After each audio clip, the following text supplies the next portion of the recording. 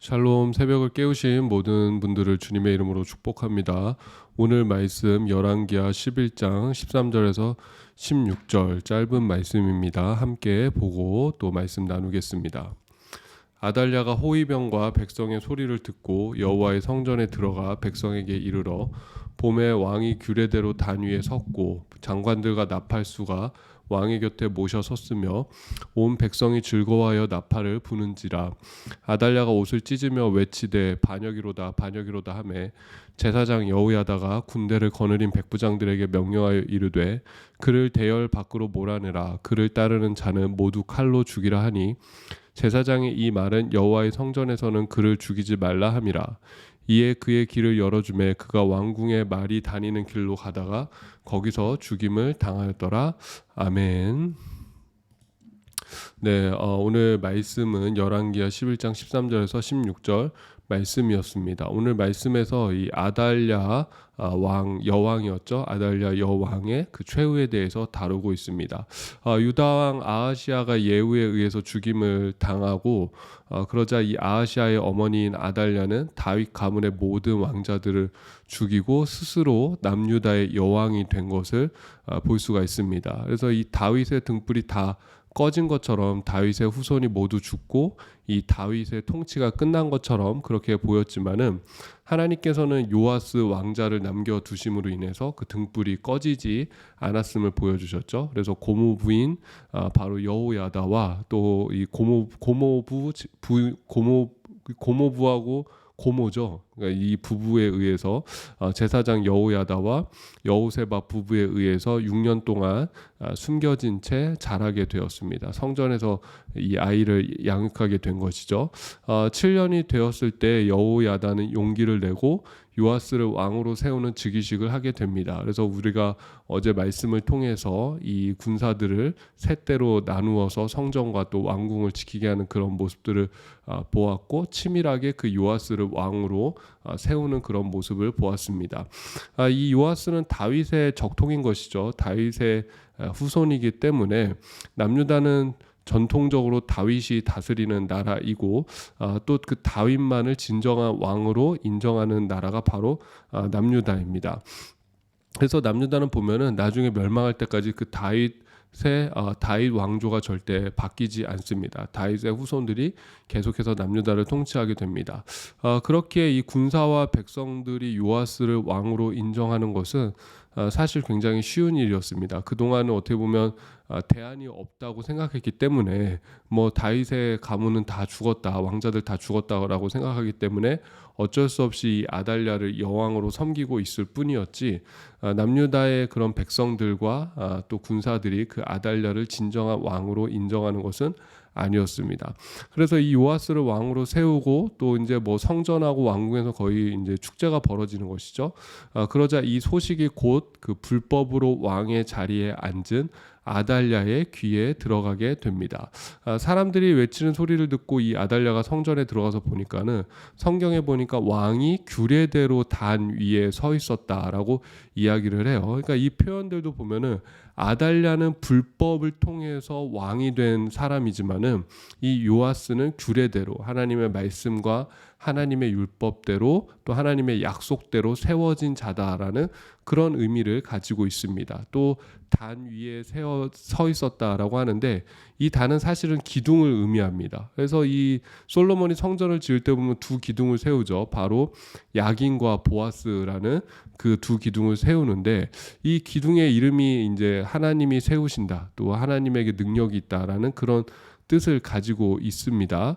그렇기 때문에 요아스를 지금 규례대로 이 기둥 앞에 세웠다라는 것은 이제 무너졌던 다윗의 왕국이 요아스 왕에 의해서 다시 세워질 것이다. 하나님의 통치가 다시 시작될 것이고 하나님의 정의가 회복되고 이 다윗 왕국이 새롭게 될 것이다 라는 그런 의미를 지금 선포하고 있는 것이죠. 불법이 무너지고 율법이 세워지는 그런 의미가 있다라는 것이고 나팔수가 그 곁에서 나팔을 불었다라는 것은 새로운 시대가 이미 열렸음을 선포하고 있는 것이죠. 여러분, 이것이 우리에게 영적으로 주는 또 의미가 있는 줄로 믿습니다. 우리도 예수 그리스도를 믿은 이후에 우리에게 또 새로운 삶이 사실은 시작이 이미 된 것이죠. 나팔수가 나팔을 불면서 새로운 시대가 이미 열린 것처럼 예수님을 믿는 그 순간 천국의 나팔이 울리고 우리의 삶 속에도 이미 새로운 시대, 새 날이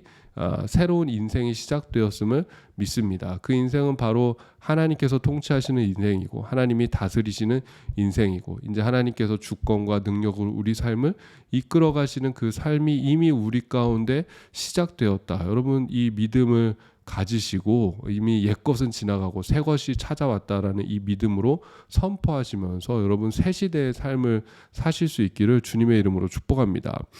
이 모습을 보는 아달랴는 이제 옷을 찢으면서 반역이라고 외칩니다. 이 옷을 찢는 행위는 극도의 분노를 나타내는 것이죠. 그래서 이거 반역이다라고 외치는데 사실은 자기가 반역한 거죠. 이 뭐 누가 반역한 게 아니죠. 자기가 진짜 반역자는 바로 자기 스스로 자기였던 것이죠. 그러면서 이제 막 반역이라고 외치는데 사실 이미 이제 아달랴 편에 붙어서 뭔가 이 요아스 왕을 대적해 볼 만한 그런 세력은 이미 없었던 것이죠. 남유다에서는 저 요아스가 다윗의 후손이다라는 것, 남겨진 왕자였다라는 것, 왕의 적통이다라는 것, 그 이유 하나만으로도 이미 뭐 마음과 모든 정치나 권력이 그런 어떤 것들이 다 요아스 왕에게 넘어간 그런 상태였습니다.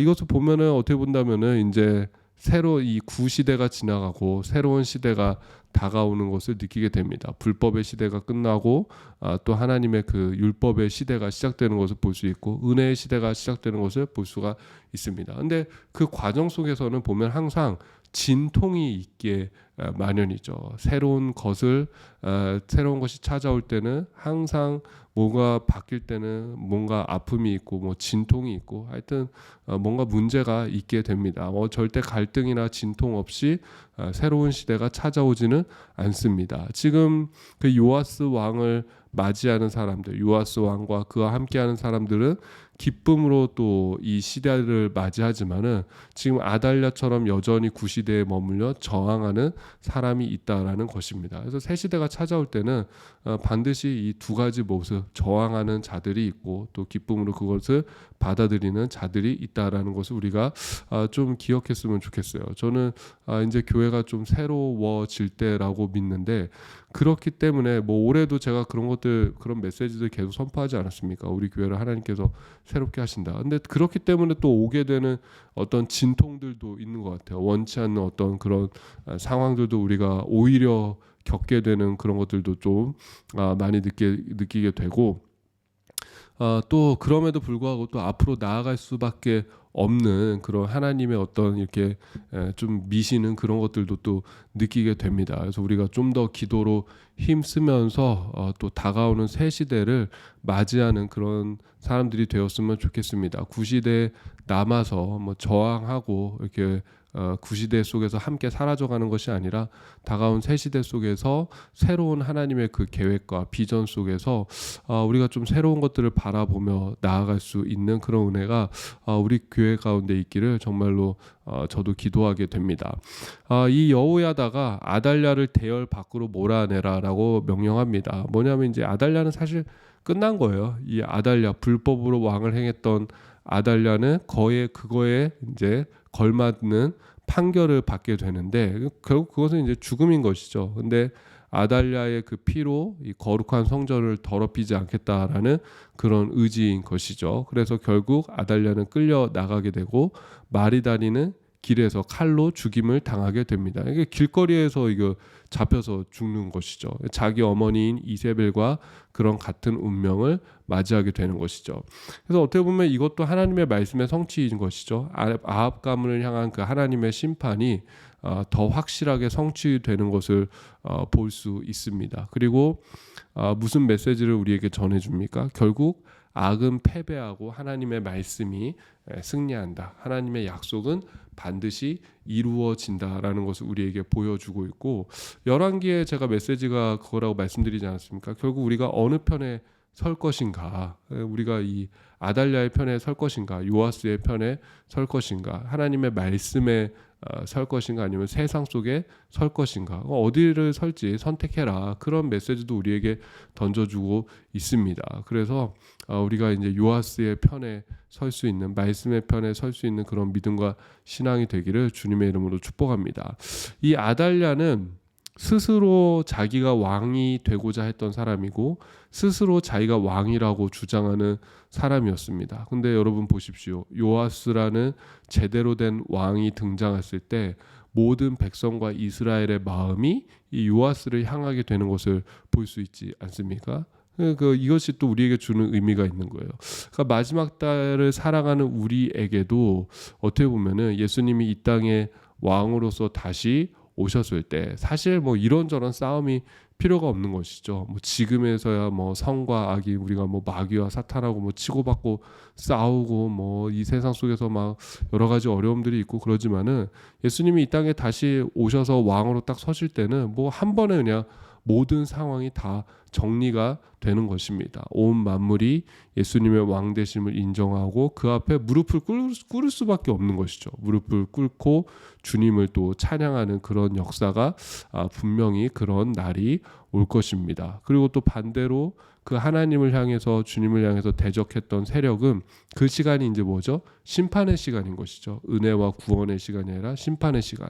그래서 이 울려 퍼진 나팔 소리는 아달랴에게는 심판이 다가왔음을 의미하는 것이고 또 하나님의 백성들에게는 새 시대가 시작되었음을 의미하고 있습니다. 여러분 우리가 그 날에 어디에 서 있어야겠습니까? 하나님의 편에 서서 그 나팔 소리가 정말 축제의 나팔 소리로 들릴 수 있기를 그날이 우리에게는 심판의 날이 아니라 구원의 날이고 승리의 날로 선포되어질 수 있기를 그렇기 위해서 여러분 오늘도 그 주님을 향한 믿음을 붙들고 나아가시기를 주님의 이름으로 축복합니다.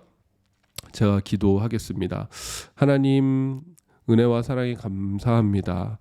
오늘도 우리와 함께 하시는 그 주님과 동행하는 하루가 되어지게 하여 주시옵소서. 편에 서는 그 믿음의 용기와 의지와 능력 우리 가운데 허락하여 주시옵소서. 하나님의 말씀이 분명히 성취되어지고 약속을 이루시는 그 하나님을 또 믿음으로 바라보며 나아가는 하루가 되어지게 하여 주시옵소서. 주님께서 이 땅에 오셔서 왕으로 또 서실 때에 하나님 주님이 이 땅에 오시는 그 날이 우리에게 승리의 날, 구원의 날, 축제의 날, 찬송의 날인 줄로 믿습니다. 그 믿음을 가지고 또 하루하루 견디고 이겨내며 살 수 있는 우리 모두 되어지게 하여 주시옵소서. 예수님의 이름으로 기도드립니다. 아멘. 오늘도 좋은 하루가 되시길 바랍니다.